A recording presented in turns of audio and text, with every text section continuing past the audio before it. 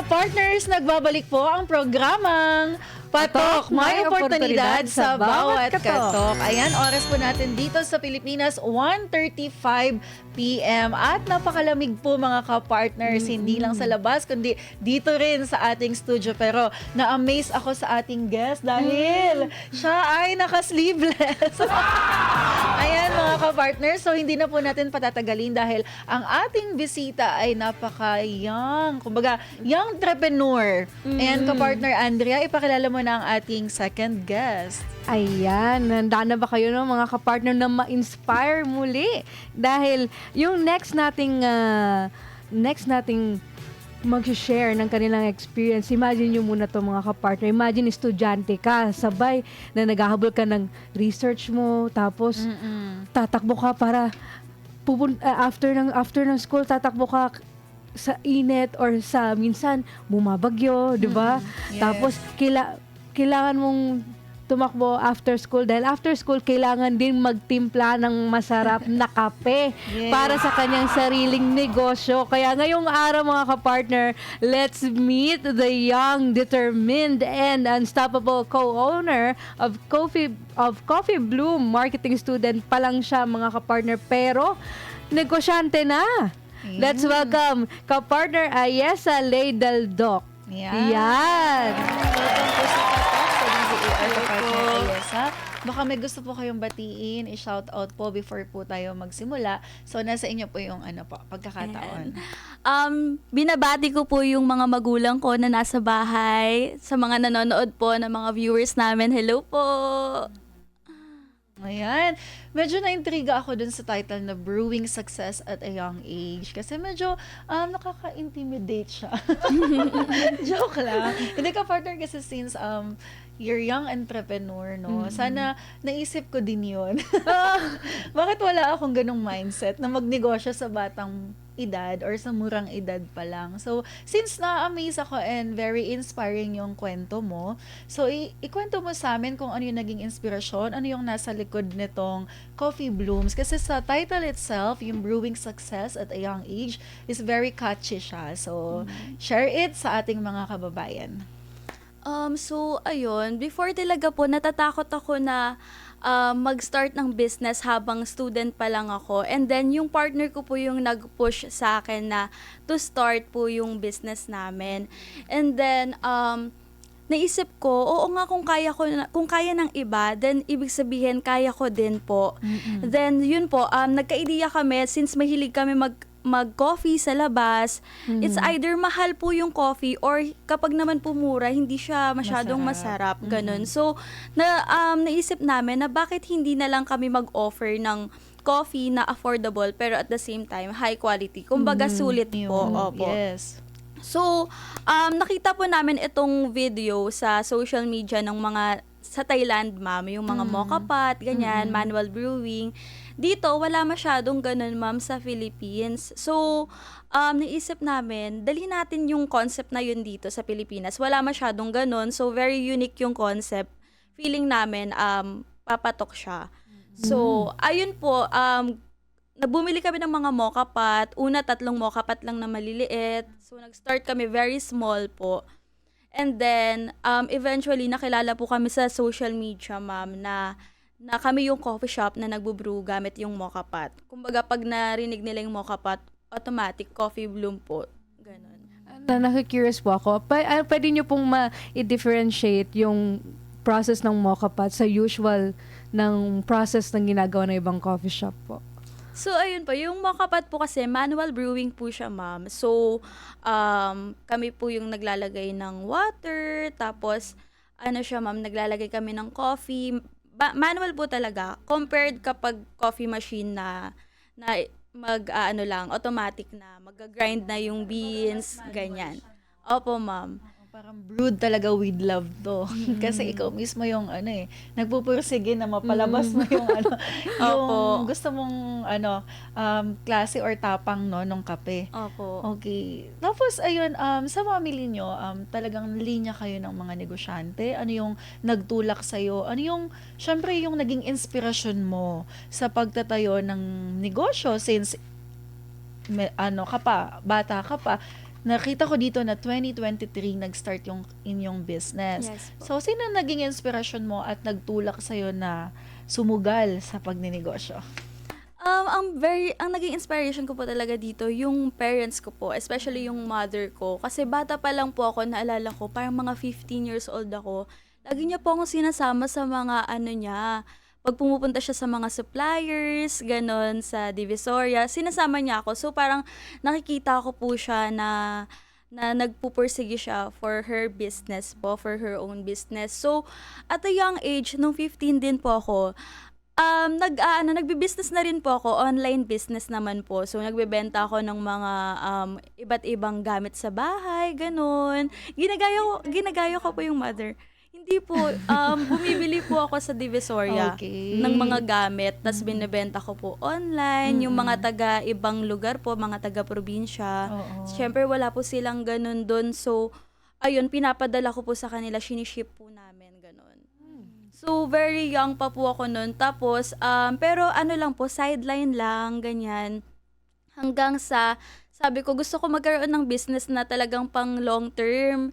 Yung talagang kaya kaming buhayin, ganyan, yung talagang magsasucceed. So, ayan, buti, andyan na si Coffee Bloom, ma'am, na ngayon, magti 3 years naman na po kami. Wow. So, nung magsisimula ka, talagang naglaan ka ng pangkapital mo. Magkano yung start-up mo ng kapital? Tapos, this year, nabawi na ba yung ROI? Nung nag-start kami, ma'am, ang capital lang namin is 25,000 po. Lahat-lahat na po yun. Pero, tigi-isa lang po na gamit, ganyan. And then, hindi high quality yung mga equipment namin. Kasi sobrang mahal, ma'am, kapag mag-start ka talaga ng coffee shop. True. Pero, ayun, ma'am, pinagkasya namin. And then, hindi pa po namin yun pera kasi inutang lang namin siya. Okay. Ayun. Pero ngayon, ma'am, na ROI naman na po namin yung capital namin. And then, nakapag-invest naman na po kami sa mga mas high quality na equipment. And then, ngayon po, meron na kaming store, meron na rin kaming staff, ma'am. Yan po. Hirapan sa ganyang edad na nagninegosyo ka. Tapos, hindi mo alam kung ano yung magiging resulta nun. Kasi, risk taker pag magnenegosyo ka. Ano yung naging mo? Ano yung nag-push sa'yo na magpatuloy kahit hindi mo pa alam ahead?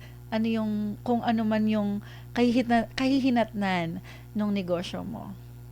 Nakakatakot po talaga, to be honest. Sobrang nakakatakot. Pero kung meron ka po talagang drive and yung meron ka talagang passion sa ginagawa mo, kahit nakakapagod, kahit na mahirap, talagang tuloy-tuloy ka pa rin eh. And then, kapag talaga consistent ka and yun nga po, passionate ka, you will try your best, you will do your best po para ma-improve yung product, ma-improve yung service mo, ganyan. And then, kapag consistent ka po sa ginagawa mo, araw-araw, and then the rest will follow na lang po eh. Makikita po yun ng mga tao sa paligid mo, ng mga customers po na nagpupursige ka po. So, susuportahan ka po nila. Kasi naalala ko po, nag-relocate po kasi kami. Tapos talagang kahit saan po kami pumunta, talagang dumadayo pa rin po talaga sila. Sumusunod po Talaga sila yung sa dadaw. amin. Okay. Wow. So, from that year, 2023, na until now, na meron na kayong sariling coffee shop, gaano kasarap sa pakiramdam? Anong klaseng fulfillment yon na pwede mong i-share sa amin? Very, very fulfilled po, ma'am. Sobrang nakakatuwa kasi hindi lang po kami nag-grow na from coffee cart to ngayon meron na kaming store. Nag-grow din po yung community namin, ma'am, na binubuo. Kasi po, ngayon meron na po tayong malaking followers sa social media, which is yung dati pinapangarap lang talaga namin, ma'am. Naalala ko po, Step by step, no? opo. Parang dati naalala ko, gusto ko lang magkaroon ng 1,000 followers and then hindi ko namamalayan na mas mahigit na po pala sa 1,000 yung nakakamit namin. So, sobrang saya, ma'am. Pero at the same time, hindi ko po siya masyadong iniisip kasi syempre, ang goal po natin talaga is mapalago si Coffee Bloom. And ayun, ma'am, na parang kumbaga hindi siya madali, pero gusto kong lumago siya at the same time tumagal siya, ganun po. Ayun. Ano-ano yung ino-offer po ninyo dito sa Coffee Bloom? Since may mga dala po kayo dyan, pwede nyong isa-isahin kung ano ba yan sila. So, ito po yung dinala namin. 3 specialty po namin to, best-selling drinks. So, andito po si Barista Drink, JK7, and then Sea Salt. Si Barista Drink and JK7, drinks po siya para sa mga mahilig sa matatapang na coffee. Yun, So, sa atin very to. creamy, strong. Kailangan namin yan. Oo. And then si Yeah. Sea Salt naman po, para siya sa mga hindi masyadong mahilig sa matapang. So, meron kaming varieties, ma'am, para sa lahat. Pinaka-main, nyo, bestseller nyo. Opo, ma'am. Tatlo lang yung bestseller. variants. Ano, ma'am, marami po yan. Meron din po Okay. tayong white mocha, caramel, pero ito yung po mga yung common best-selling. na flavors. Opo. Okay. Then, meron din tayong non-coffee, ma'am, frap.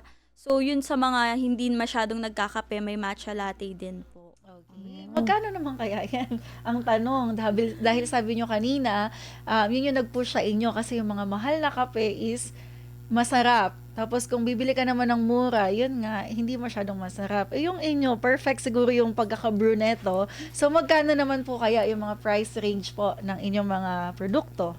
Nag-range po siya from 100 to 120 pesos po. Ayan. pasok So, lang. 16 ounces na siya, ma'am. Unlike sa iba na medyo pricey yung 16 ounces nila. So, ayun po. Yung sa amin, Ayan. affordable. Sige ka, Ayan. partner. Di ba ngayon, nagda-thrive na yung inyong business. Tapos sanabi niyo po na tumaas na din po yung inyong mga followers. Ngayon naman, gusto lang namin pong itanong na pwede din po ba kayo mag-share ng kung nakaranas din po ba kayo ng challenges sa inyong business sa loob sa 3 years na po, no? Sa loob po ng 3 years, is there any challenges na dumaan po sa inyo? Siguro, sobrang daming challenges, ma'am. Pero one of the biggest challenges po talaga is yung financial po. Kasi, naalala ko na, ayun nga po, we only had 6,000 na last money po namin. And then, kailangan na po namin mag-start kaagad kasi kinabukasan, wala na talaga kaming pera. So, yun po yung nag-push sa amin na to start na agad kahit na hindi pa kompleto yung gamit namin. Wala pa kaming menu, ma'am, nung nag-start kami. Tapos, so, ayun, nahirapan kami. So, kailangan namin, hindi naman magmakaawa, pero kailangan namin mangutang sa family namin. So, ayun. And then, naranasan din po namin yun nung nagkaroon kami ng store. Kasi hindi namin alam, akala namin enough na yung savings namin. Pero, nung hindi namin alam na sobrang dami pala na unexpected na kailangan, unexpected na cost. So, nagkulang kami. Hanggang sa, buti na lang din, andyan yung family and yung support na meron kami. So, nagpautang sila sa amin. So, ayun po. Sa negosyo kasi, hindi mo sigurado kung panalo ka dyan sa lahat ng panahon, di ba? Sugal. Oo, at the same time, nag-aaral ka. Sabi mo kanina, marketing student and graduating. So, ayun, paano mo hinahandle ngayon yung pressure ng pagiging student at the same time business owner? So, may mga specific routine ka ba na nakakatulong to manage your energy, especially yung pag-handle and pag-control ng stress, setbacks, yung mga ganyang pagkakataon? Discipline po talaga, ma'am, and time management. Yun talaga yung pinakakailangan po kapag pinagsasabay yung pagiging student and business owner. Ang ginagawa ko po, sa umaga po, irregular student po kasi ako. So, lahat ng classes ko sa umaga. From 6 a.m. pa lang po, gigising na ako. 7 a.m. yung class ko. Then, from 7 a.m. to 12 noon, yun po yung klase ko. Then, pagdating ng hapon, ma'am, 1 p.m. hanggang gabi, yun po yung magtitinda po kami sa store namin. Ayun po. May time Tapos, ka pa. pagdating ng madaling araw, aral po ako. Kailangan po talaga tiyaga. And, ayun po. Yes po. May time ka pa ba sa sarili mo? Work-life balance mo. Ayan, may me time pa ba? May family time pa ba? Meron naman po, may rest days po kami. So, kailangan po para hindi po tayo mapagod. Hindi ma-burn out. no? Kasi hindi lahat ng kabataan, I Oo. mean, is may ganitong klaseng mindset, even though yung iba able sila to put up a business. Kung sino po yung mga able, kasi minsan, I mean, kung sino yung hindi able, sila pa talaga yung mapursige. Yung like mangungutang ng pangkapital, pagsasabayin yung oras ng pag-aaral, at the same time yung pagiging negosyante. So, nakaka-inspire siya. So, anong masasabi mo sa mga kabataan na gustong magnegosyo pero hindi maka-push through? Kumbaga, nag-hesitant or may hesitation sila, yung mga walang pangsimula, I mean sa kapital, hindi nila alam saan sila kukuha, tapos hindi sila risk taker. Ano yung mensahe mo sa mga kabataan na at the same time, makatulong din sila sa kanilang mga magulang? Ang message ko po sa kanila is to start small. Kagaya ng ginawa po namin. Nag-start kami small and then, ayun po, pinaikot lang kasi namin yung pera eh. So, do not be afraid na mag-start and then start today, start now. Kasi hindi mo talaga alam kailan ka ready eh. Hindi mo alam kailan ka 100% ready. So, you just have to start and then step by step, maalam mo na lahat kung paano patakbuhin yung business mo. And then, ayun po, huwag matakot talaga. Wow!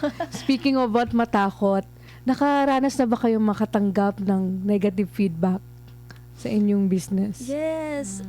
Recently, meron kaming feedback from our loyal customer na hindi na daw masarap yung kape namin, which is, yun yung binebenta namin. So, ayun.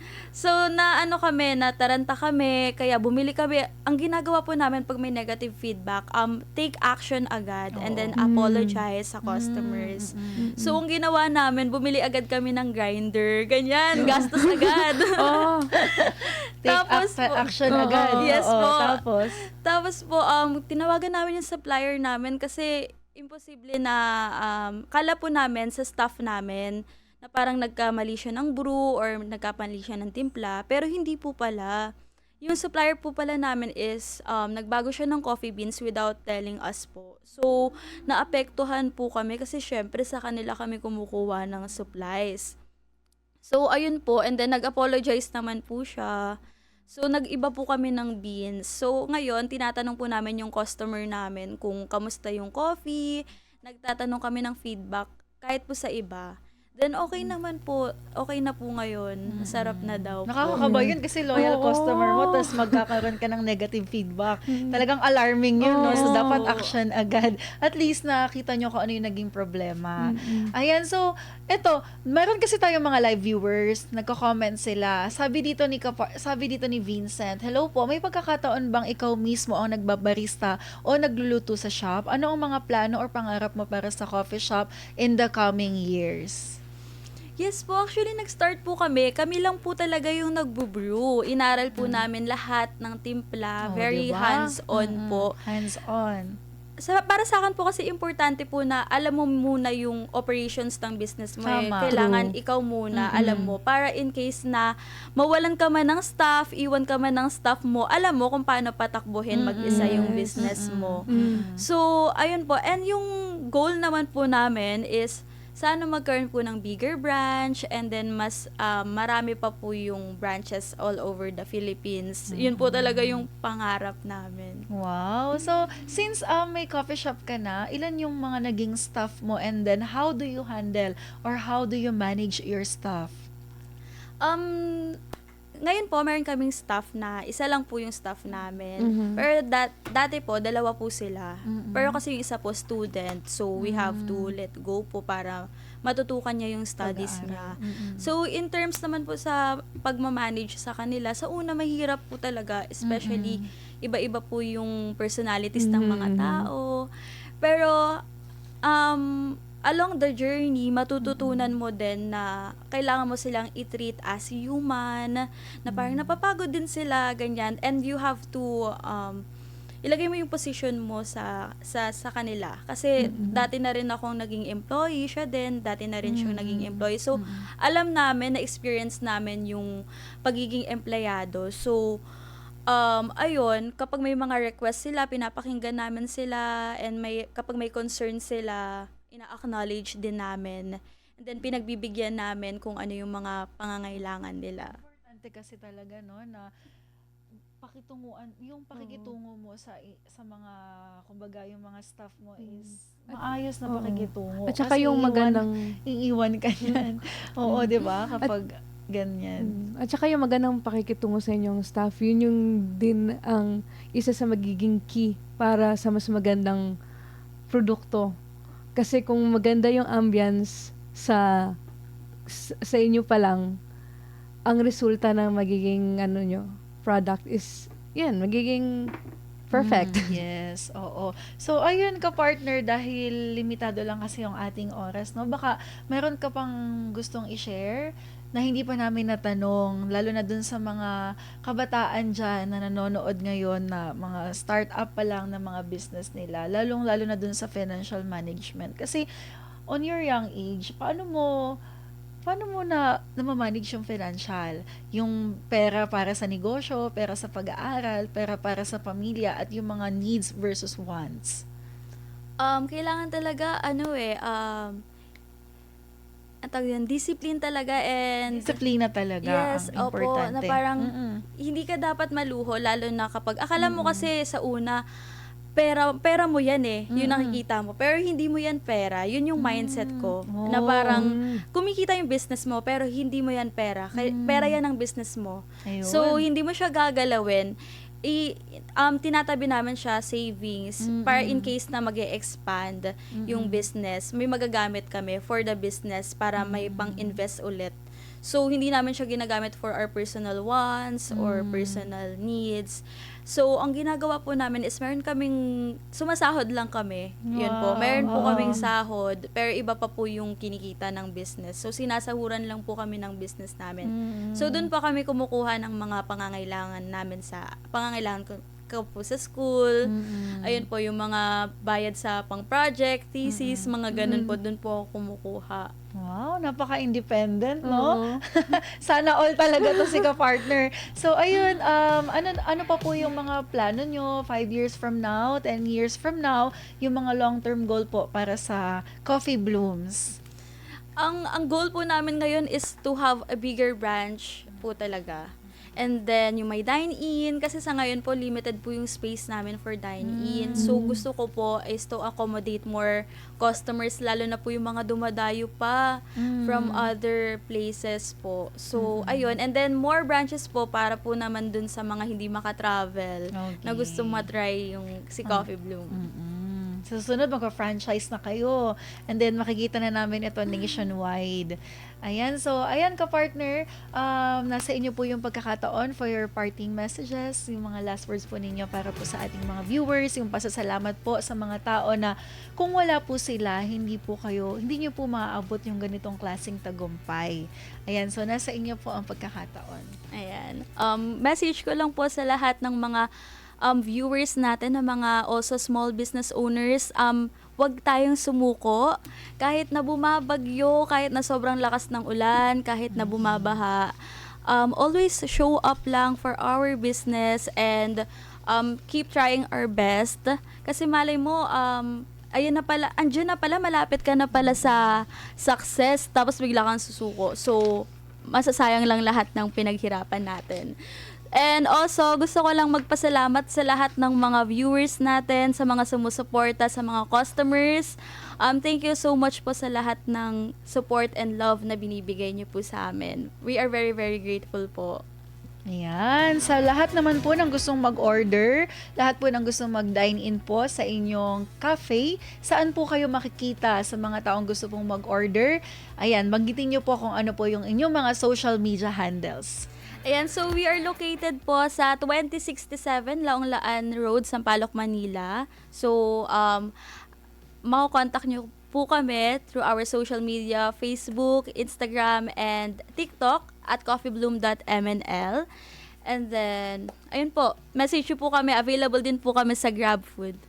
Ayan mga ka-partners, wag niyo pong kumbaga, wag nilang tawag nito, i-replay nila yung ating episode para maka-order sila later, or kung sa susunod po, lalo na yung mga taga, saan yung area nyo? Sa Manila po, Sampaloc, Manila. So, sa mga taga Sampaloc, Manila. Ayan, maraming salamat ka partner Ayesa sa pagpapa-unlock po ng inyong tagumpay dito sa Patok sa DZAR at it's our pleasure po na ma-share po ninyo ang inyong mga business